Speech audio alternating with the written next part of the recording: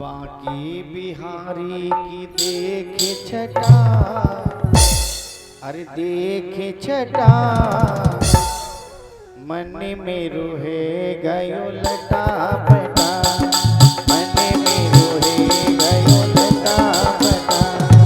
बाकी बिहारी की देखे छटा, देखे छटा, मेरो मन है गयो लटा पटा, मेरो मन है गयो लटा पटा, लटा पटा, लटा पटा, लटा पटा,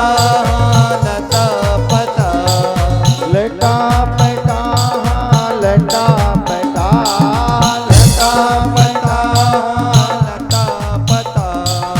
बाकी बिहारी की देखी छटा, देखी छटा, मेरो मन है गयो लटा पटा, मेरो मन है गयो लटा पटा।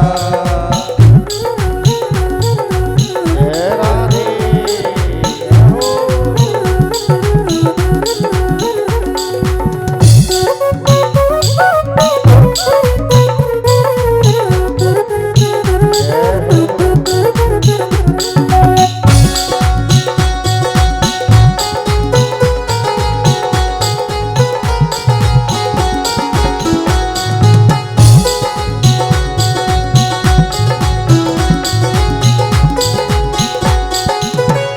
सबसे खोजो बनवारी को, सबसे खोजो बनवारी को, सबसे खोजो बनवारी को, सबसे खोजो बनवारी को, बनवारी को गिरधारी को, बनवारी को गिरधारी को, बनवारी को गिरधारी को, बनवारी को गिरधारी को। कोई बता दे उसका पता, उसका पता, मेरो मन है गयो लटा पटा। कोई बता दे उसका पता, उसका पता, मेरो मन है गयो लटा पटा, मेरो मन है गयो लटा पटा। जय हो।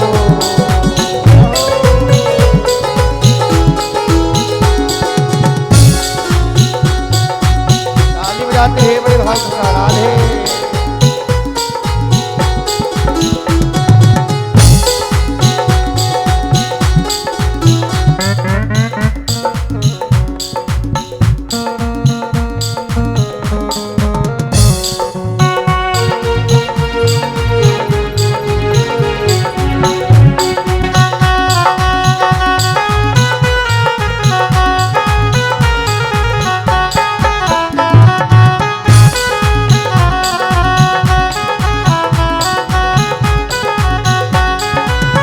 उसका पता, उसका पता, उसका पता, उसका पता, उसका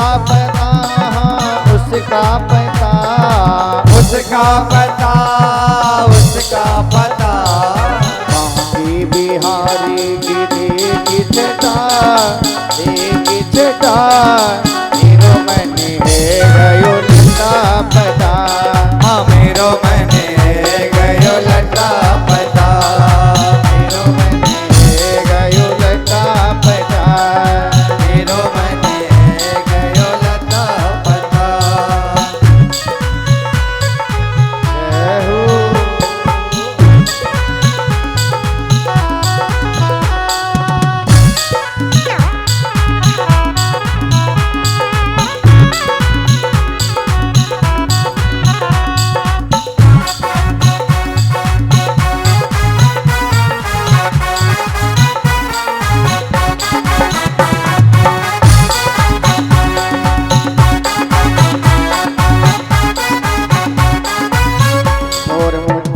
पीतांबर सोए, मोर मुकुट पीतांबर सोए, मोर मुकुट पीतांबर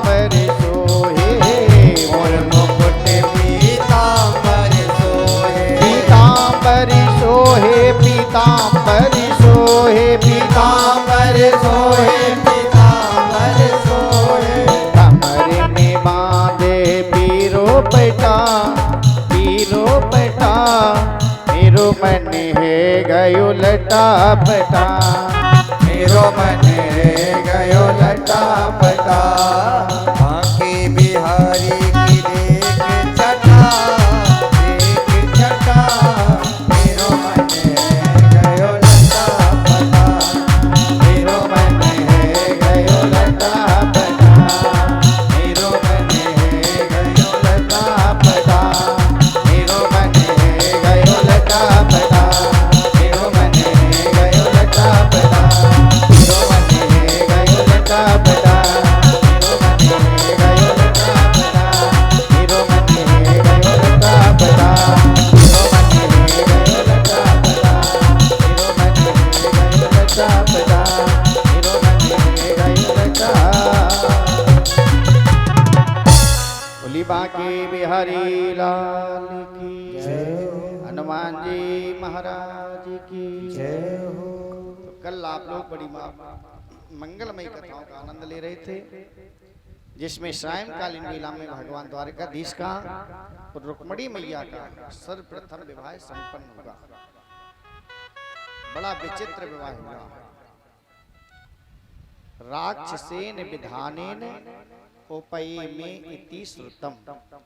रुक्मणी जी का भगवान ने हरण किया। वो दूसरा विवाह हुआ है वो सत्यभामा के साथ में हुआ है। तीसरा विवाह जामवती के साथ में हुआ है। चौथा विवाह कालिंद्री के साथ में हुआ है। ये भगवान की तो 8 पटरानियां हैं जो साक्षात अष्ट सिद्धियां हैं। भैस्मी जामिबती भामा सत्या भद्राश्च लक्ष्मणा कालिंद्री मित्रबिंदा च अष्टौ पटे महास्त्रिया। 8 पटरानियां भगवान और विवाह कितने हुए? 16,108। ये 8 ही हो पाए तो अब 16,100 विवाह कहां से हुए? सुखदेव भगवान कहते हैं एक दैत्य जिसका नाम है भौमासुर, और इस भौमासुर ने विचार ये किया है कि हम अपना नाम रोशन कर लें, लोग मुझे पहचानना शुरू कर दें, और हर आदमी नाम के लिए मरा जा रहा है, मेरा नाम हो जाए किसी प्रकार से। तो बहुत से लोग तो धर्म का साथ लेते हैं तो धर्म से नाम हो जाए, और बहुत से लोग अधर्म करना शुरू कर देते हैं, उनका भी नाम हो जाता है। अगर आप धर्म के साथ में नाम को रोशन करना चाहेंगे तो नाम तो रोशन होगा ही होगा, लेकिन कुछ समय लगेगा। अधर्म करना शुरू कर दो महाराज, 2 महीना में दुनिया आपका नाम जान जाएगी।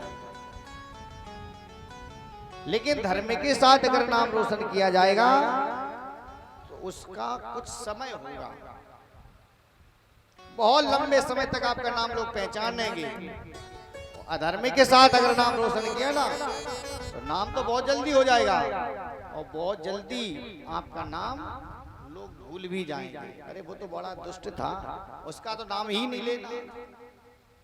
तो धर्म से भी नाम उठता है और अधर्म से भी नाम उठ जाता है।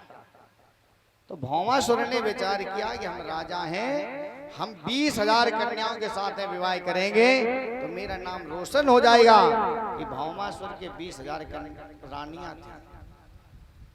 रथ को लेकर के जिस राज्य में जाए, जिस नगर में जाए, जिस गांव में जाए, सुंदर सुंदर बेटियां देखने को मिलती हैं, उनको पकड़वा करके रथ में डलवा लेता,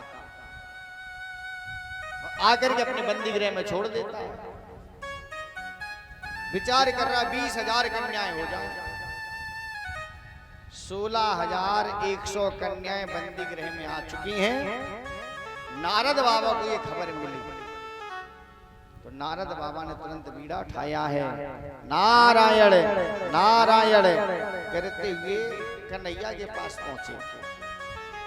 कन्हैया, आपका अवतार हुआ है दुष्टों का विनाश करने के लिए, तो सबसे बड़ा दुष्ट तो अभी जीवित है, जिसने 16,100 कन्याओं के जीवन को अंधकारमय कर दिया, उनका शोषण किया, क्या आप उसको नहीं मारेंगे? नारद बाबा ने प्रार्थना की है तो भगवान स्वयं चल कर के आए। और जैसे ही भगवान बंदी गृह में प्रवेश करना चाहते हैं तो मुर नाम का दैत्य पहरेदारी पर लगा हुआ है। दैत्य बोला, कन्हैया ऐसे नहीं जा सकते हो, अगर आप भीतर जाना चाहते हैं तो आपको हमारे साथ में युद्ध करना पड़ेगा। कन्हैया ने कहा, तो हो जाए हमारा तुम्हारा युद्ध। मुर नाम के दैत्य का और कन्हैया का युद्ध शुरू हो गया है। उसी युद्ध में कन्हैया ने मुर नाम के दैत्य को मार गिराया है। तो भगवान का नाम हो गया है मुरारी। बोलिए मुरारी भगवान की जय हो। मुरारी नाम पड़ गया। अब भगवान जैसे कारागृह में प्रवेश करते हैं तो क्या देखा, 16,100 कन्याएं बंदी गृह में बंधन में पड़ी हुई, हाथ में हथकड़ी पड़ी हैं, पांव में बेड़ियां पड़ी हैं, बेचारी तड़प रही हैं, रो रही हैं। भगवान ने जाकर के हाथ की हथकड़ियों को तोड़ दिया, पांव की बेड़ियों को खोल दिया और बेटियों से हाथ जोड़ करके कहा, बेटियों मुझे क्षमा कर दो जो मैंने अभी तक आपको बंधन से मुक्त नहीं किया। अब हमने तुमको बंधन से मुक्त कर दिया है। देवियों अब आप अपने अपने घर जाइए।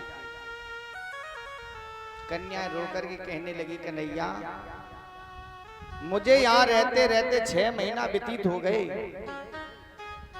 कोई कोई कन्या कहने लगी, कन्हैया मुझे यहाँ रहते रहते पूरा साल व्यतीत हो गया। अब बताओ अगर हम घर पर जाएंगे तो क्या घर वाले मुझे स्वीकार कर लेंगे? अगर घर वाले स्वीकार करना भी चाहें तो क्या ये समाज मुझे स्वीकार करेगा? चलो समाज भी स्वीकार कर लेगा, तो ऐसा कोई वर होगा संसार में जो मेरे साथ विवाह करने के लिए तैयार हो जाए? अरे वही कन्या है जो भौमासुर के कारागृह में बनी रही। बताओ ये कलंक लग गया है जीवन में, कोई मेरे साथ विवाह करने के लिए तैयार नहीं होगा। जीवन में अगर एक बार कलंक का दाग लग जाए ना तो कोई साबुन में ताकत नहीं है, कोई शैम्पू में ताकत नहीं है, कोई निरमा में ताकत नहीं है कि कलंक के दाग को साफ कर सके। हमको कलंक का दाग लग गया है महाराज, मुझे अब कोई स्वीकार नहीं करेगा। प्रभु जिसका कोई नहीं होता है आप भी उसके नहीं होते। आपका नाम तो दीन बंधु है, कृपा सिंधु है, जगत पिता भी है, जगत पति भी है। जिसके पिता नहीं होते हैं उसके लिए आप पिता बन जाते हैं, जिसके माँ नहीं होती है उसके लिए तो आप माँ भी बन जाते हैं। करें सदा तिनकी रखवारी, जिम बालक राखें महतारी। तो प्रभु हमारा कोई स्वीकार करने वाला नहीं है, प्रभु आप भी मुझे स्वीकार नहीं करेंगे। आज करुणमयी पुकार करके ये कन्या रोना शुरू कर देती हैं तो भगवान परवश हो जाते हैं। भगवान ने कन्याओं को बहन मान करके स्वीकार नहीं किया, बेटी मान करके स्वीकार नहीं किया, पत्नी मान करके ही स्वीकार किया। भगवान चाहते तो उनको बेटी मान करके भी स्वीकार कर सकते थे, बहन मान करके भी स्वीकार कर सकते थे, लेकिन उससे इनका कभी गुजारा नहीं हो सकता था। क्यों? संसार का नियम है, चाहे आपकी बहन हो चाहे आपकी बेटी हो, कितनी भी अच्छी प्रकार से रखिए, कितना भी लाड़ प्यार करिए, लेकिन जैसी उसकी उम्र 10 वर्ष के ऊपर निकलेगी उसके विचार तुरंत बदलना शुरू हो जाएगा। ये घर मेरा नहीं है, ये मेरे भैया का घर है, ये मेरी भाभी का घर है। और जहां पर ये विचार आने लगे कि ये घर मेरा नहीं है तो बताइए हर काम को करने में संकोच लगेगा या नहीं लगेगा? अरे कुछ गलती ना हो जाए, नहीं भैया डांटना शुरू कर देंगे, भाभी डांटना शुरू कर देंगी, बताओ संकोच रहेगा या नहीं रहेगा? चलो जैसे तैसे फिर भी काम चल जाएगा। तो बेटी कभी किसी की कुंवारी नहीं रहती है, तो इनके लिए हम वर की खोज करेंगे। वो 2-4 बहनें हो तो काम भी चल जाए। 16,100 है, और जिसके हम संबंध लेकर के जाएंगे और किसी को खबर मिल गई कि वही बेटी है जो भौमासुर के कारागृह में बनी रही, तो बताओ इनके साथ कोई विवाह करने के लिए तैयार होगा? तो व्यवस्था बिगड़ जाएगी, व्यवस्था बन नहीं सकती है। तो भगवान ने इन कन्याओं को पत्नी मान करके स्वीकार किया, क्योंकि पत्नी पति के घर में किसी प्रकार का कोई संकोच नहीं करती है। महाराज कहने के लिए आप लोग भले ही मालिक साहब बने रहो, लेकिन मालिकी तो देवी जी की ही चलेगी घर में। जब तक इनका निर्णय ना हो जाए तब तक आपका निर्णय कभी मान्य नहीं हो सकता। गृह मंत्री है, इसलिए भगवान ने इनको ना बेटी मान करके स्वीकार किया है, ना बहन मान करके स्वीकार किया है, इनको आज पत्नी मान करके स्वीकार किया। लोग कहते हैं कि कन्हैया जी ने इनको बहन क्यों नहीं माना, बेटी क्यों नहीं माना? बताओ काम चलता? कभी नहीं चलता।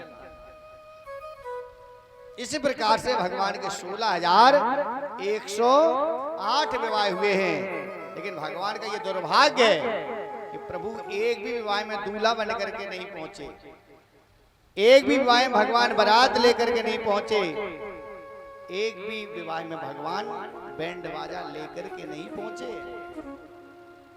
भगवान को भी ये दुर्लभ रहा। वो लोग किस्मत वाले हैं जिनको जीवन में एक बार भगवान ने दूल्हा बनने का अवसर दिया है। सबको ये मौका नहीं मिलता। हर गांव में 2-4 लोग परेशान रहते, जीवन चला जाता रोते रोते, लेकिन नहीं दूल्हा बन पाए महाराज। क्यों? कि दूल्हा के मस्तक पर जब तक सेहरा रहता है तब तक दूल्हा कोई साधारण इंसान नहीं होता है। उस समय वो साक्षात नारायण का रूप होता है, और नारायण का रूप सबको थोड़ी मिल जाएगा, वो तो किस्मत वालों को ही मिलता है। अगर भगवान ने तुमको नारायण बनने का मौका दिया है, अपना रूप दिया है, तो हमको आपको चाहिए कि भगवान की कृपा का उपयोग करें, दुरुपयोग ना करें। बहुत से लोग विवाह तो कर लाए और बाद में कोई जिम्मेदारी नहीं उठा रहे, कोई मान मर्यादा नहीं है, कोई व्यवस्था नहीं घर की देख रहे। बताओ भगवान तुम्हें क्षमा करेंगे? कभी नहीं करेंगे। अकारण माताओं बहनों को सता रहे हैं, रुला रहे हैं, बताओ भगवान तुम पर खुश होंगे? कभी नहीं। नारी निरादर पशु दुखी, बंधु विरोधी होए,